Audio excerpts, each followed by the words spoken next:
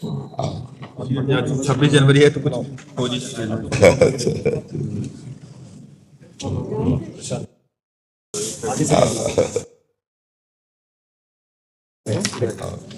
स्वागत। विराज में बैठ, बड़ा हर्ष का विषय है कि आप सब आज दर्शन दिए 26 जनवरी को। बहुत हर्ष का विषय है। ठीक है, कृपा सबको। हम हृदय से आप लोगों को बहुत प्यार करते हैं, बहुत बड़ी तपस्या कर रहे हैं आप लोग। आपकी कोई नौकरी नहीं है, इसे जो लोग नौकरी समझते हैं नौकरी नहीं है। प्राणों को न्यौछावर करने के लिए इस बात को देखकर जहां भी खड़े कर दिए जाओ वहां प्राण बलिदान करने के लिए खड़े हो। हम प्रणाम करते हैं, नमस्कार करते हैं अपने भारत के सैनिकों को और पूरे भारतवासियों से प्रार्थना करते हैं, अगर थोड़ी भी राष्ट्रप्रियता है तो हमारे राष्ट्र सैनिकों का आदर कीजिए। इनको एक नौकर मत समझिए। ये राष्ट्र पर बलिदान होने वाले वो वीर हैं जिनको नमस्कार करना चाहिए, जिनको आदर देना चाहिए। हमारा राष्ट्र सैनिक पहाड़ों पर, हिमालय पर, बॉर्डर पर जहां भी लगा दिया जाए वहां कष्ट सहता हुआ हमको अंदर सुरक्षित किए हुए है। हमारा जो अंदर सुरक्षित है वो बाहर की सीमा में आप लोग लगे हुए इसलिए सुरक्षित है। आज हम जो आनंद पूर्वक जी रहे हैं वो आपकी समर्पण वृत्ति के कारण जी रहे हैं। नहीं हमारा आनंद नष्ट हो जाए। ये जो हम देश के अंदर आनंद मना रहे हैं वो आपके वहां बॉर्डर पर खड़े हो, हम यहाँ आनंद मचाते हैं और वहां गोलियां खाते हैं। इसलिए हम पूरे भारतवासियों से प्रार्थना करेंगे, थोड़ी भी राष्ट्रप्रियता है तो हमारे राष्ट्र सैनिकों का आदर किया जाए, राष्ट्र सैनिकों को सम्मान दिया जाए जो हमारी राष्ट्र सुरक्षा में लगे हुए हैं। इनसे बढ़कर कोई नहीं है। कौन नहीं चाहता अपनी बीवी बच्चों के पास रहना? साल साल भर हो जाते हैं, चेहरा देखने को नहीं मिलता अपने गांव का, अपने नगर का, अपने परिवार का, फिर भी हमारा राष्ट्र सैनिक प्रसन्न होकर राष्ट्र पर बलिदान होने के लिए लगा है। ऐसे राष्ट्र सैनिकों का यदि सम्मान न हो तो इससे बड़ी हानि और कोई नहीं हो सकती। उत्साहवर्धन करना और सम्मान करना यह सम्माननीय है। जैसे संत सम्माननीय है वैसे सैनिक सम्माननीय है। हमारी दृष्टि में संत और सैनिक दोनों एक राशि है और दोनों एक ही भाव रखते हैं। संत अपने जीवन को तपस्या में करके पूरे राष्ट्र का संवर्धन सुख चाहता है और वो अपने प्राणों को बलिदान करके राष्ट्र की रक्षा चाहता है। इसलिए संत और सैनिक दोनों सम्माननीय है। सबको दिया बाबा, आप स्वस्थ रहे, कृपा बरसाए रखे बाबा। नहीं, आज हमें बहुत अच्छा लगा। आप 26 जनवरी को आप दर्शन दिए आकर के, बहुत अच्छा लगा, बहुत अच्छा लगा। जय जय भारत माता की। दीप गोराई जी। राधे राधे महाराज। राधे राधे महाराज जी, आपके चरणों में कोटि कोटि प्रणाम। महाराज जी, एक प्रेमी वह होता है जिसमें प्रेमी को प्रिया से प्रेम की अपेक्षा होती है और उनके सानिध्य की आकांक्षा बनी रहती है, परंतु वो प्रेम कैसा जिसमें प्रेमी से भी कुछ भी चाह ना रह जाए, ना अपेक्षा रह जाए, मांग रह जाए। प्रेम तो इसे ही कहते हैं, उसे प्रेम नहीं कहते, उसे स्वार्थ कहते हैं। हम आपसे प्यार करते हैं, आप हमसे प्यार कीजिए, इसे स्वार्थ कहते हैं। इसलिए चढ़ के मैन तुरंग पर चलिबो पावक माए, प्रेम पंथ अति कठिन है सबको निभातना है। मोम के घोड़े पे बैठकर आग की ज्वाला को पार करना जैसे कठिन है क्योंकि पिघल जाएगा, ऐसे ही प्रेम का मार्ग निर्वाह करना कठिन है। यहाँ प्रेम कहाँ है? यहाँ तो स्वार्थ का तांडव हो रहा है। अपनी अपनी कामनाओं की पूर्ति और स्वार्थ का तांडव। प्रेम कहाँ है? प्रेम तो देखो ना, राष्ट्र प्रेमियों ने वंदे मातरम बोलकर फांसी का फंदा डाल लिया। प्रेम की परिभाषा अगर देखनी है तो देखो, धर्म प्रेमियों को दीवार पे चुनवा दिया गया, गर्दन उतार दी गई, पश्चाताप नहीं किया कि अन्य धर्म को स्वीकार कर ले। राष्ट्र के विरोधियों के सामने गर्दन नहीं झुकाई, कटवा ली। लौकिक प्रेम की बात कर रहा हूं, भगवान का प्रेम तो विशुद्ध प्रेम है, सच्चिदानंद में।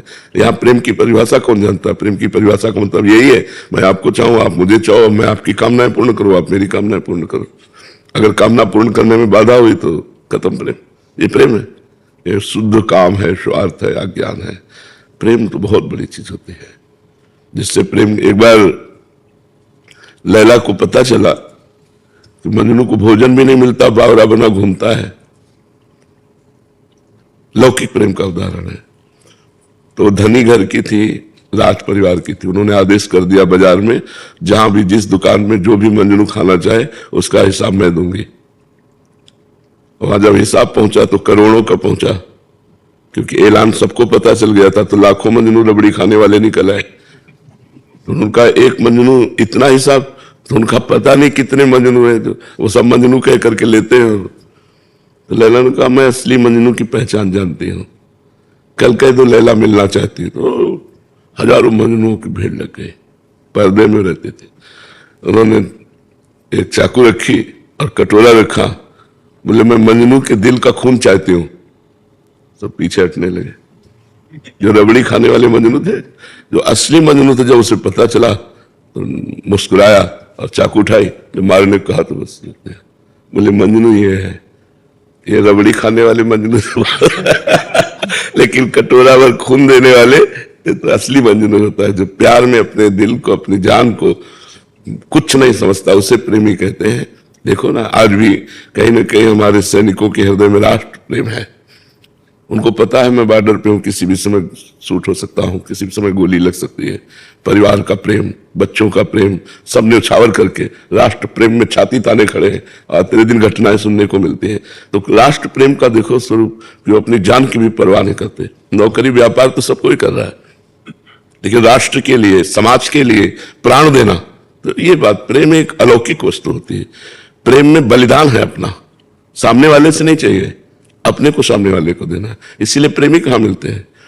एक बार वल्लभाचार्य भगवान से उनके शिष्य ने कहा कि मैं 100 ब्राह्मणों को पवाना चाहता हूं।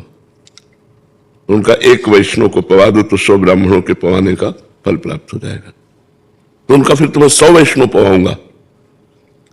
उनका एक भगवत प्रेमी महात्मा को पवा दो तो शास्त्रों वैष्णव के पवाने का फल मिल जाएगा। बोले फिर हम 100 प्रेमियों को पवाओगे। तो आश्चर्यचकित होकर कहा प्रेमी 100? प्रेमी तो अंगुलियों में गिने जाते हैं, भगवत प्रेमी तो ऐसे एक दो चार, बस, इससे ज्यादा नहीं। जो कहो हरिवंश रस बिरलो समझनहार, एक दो ही जो पाइए खोजी सब संसार। हम भगवान के मार्ग के पथिक हैं। कहीं हम अपना यश चाहते हैं, कहीं हम भगवान से वैभव चाहते हैं, कहीं हम प्रणाम नमस्कार चाहते हैं, लेकिन भगवान को कितना चाहते हैं ये भगवान जानते हैं। वास्तविक प्रेमी वही है, जाहि न चाही कबहु कछु, तुम सन सहज स्नेह बसो निरंतर तासुर सो राउर निच गए, जिसे कभी कुछ नहीं चाहिए। प्रेमी वही है जो अपने प्यारे की मुस्कान पर प्राण दे दे। अभी आशिकी समझी नहीं आशिकी, असली आशिकी समझी नहीं। असली आशिकी जब जागृत हो जाती है ना, बहुत, जो मैं ऐसा जानती प्रीति के दुख होए तो नगर ढिंढोरा पीटती अजी प्रीति न करियो को। श्री गिरधर गोपाल की आशिकी में मस्त मीरा जी कहती है प्रेम एक अलौकिक वस्तु है और किसी पवित्र हृदय में उदय होता है। और जब वो उदय होता है तो जैसे बाज पक्षी फील्ड में उतरे तो दूसरा पक्षी नजर नहीं आएगा, जब बाज उतरेगा तो दूसरा पक्षी नजर नहीं आएगा, ऐसे जब प्रेम उतरेगा तो कोई वासना, कोई इच्छा, कोई कामना ऐसा नहीं, एक भी नजर नहीं आएगी। वो निष्काम, वो वही तो सतरत सा लोकांत तारे थी, वही लोक के लोक को तार देता है महात्मा, जो भगवत प्रेमी महात्मा होता है।